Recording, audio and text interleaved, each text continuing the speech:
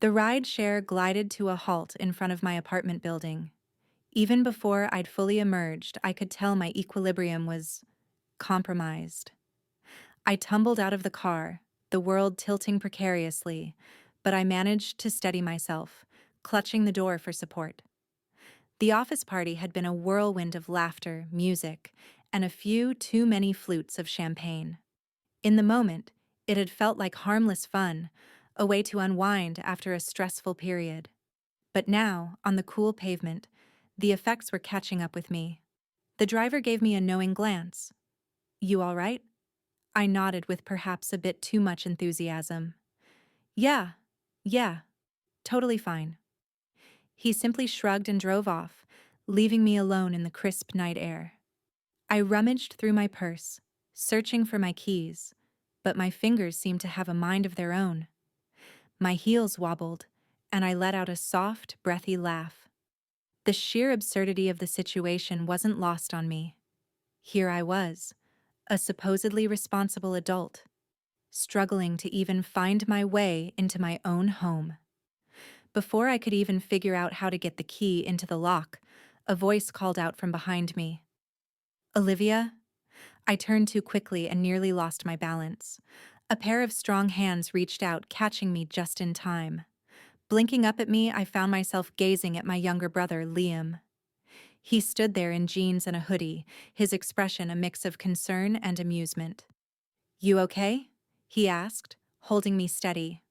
I grinned. "Liam, what are you doing here?" He sighed, shaking his head. "Mom called. She said you had a work shindig and wanted me to make sure you got home safe." I pouted. "Mom worries too much." Liam smirked. "Considering you just tried to unlock the neighbor's mailbox, I think she had a point." I gasped, glancing at the mailbox next to my door. Sure enough, my keys were in my hand, but I'd been aiming for the wrong lock. Mortified, I groaned, leaning against him. "Okay, fine. Maybe she was right." He chuckled. "Come on, let's get you inside before you become the evening's entertainment for the whole building." With his help, I managed to make it inside. He guided me to the couch and slipped off my heels before I could trip over them. The moment I sank into the plush cushions, I let out a sigh of pure relief. "You're the best little brother ever." "I know," he said, heading into the kitchen. "Have you eaten anything besides party snacks?" I thought about it, but my brain felt too sluggish to process the question properly. Uh, cupcakes?" He poked his head out from the kitchen, raising an eyebrow. "That's a no then." A few minutes later, he returned with a gooey grilled cheese sandwich and a glass of water. I took a bite and moaned dramatically. "Oh my God, this is the most divine thing I've ever tasted." Liam smirked. Yeah, just eat. You're going to thank me in the morning." As I savored the sandwich, he sat across from me, watching me with a careful gaze.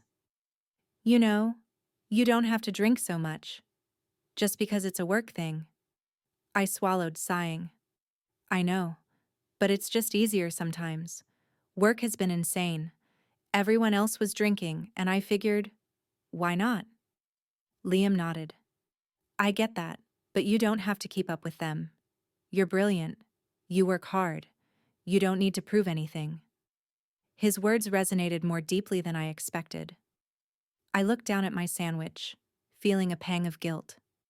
"When did you get so wise?" He grinned.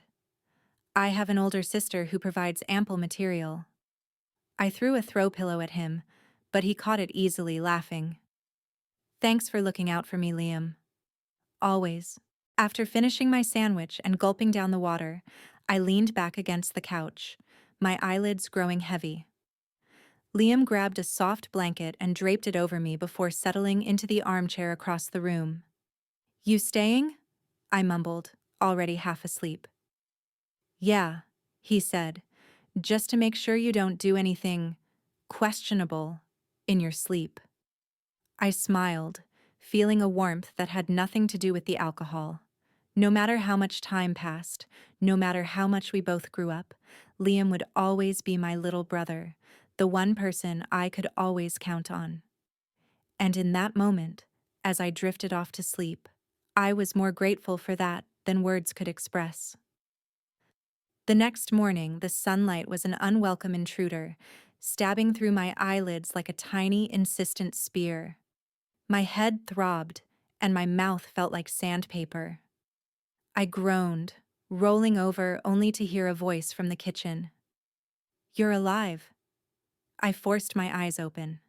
Liam was standing there, coffee mug in hand, phone in the other. He smirked. "How's that hangover treating you?"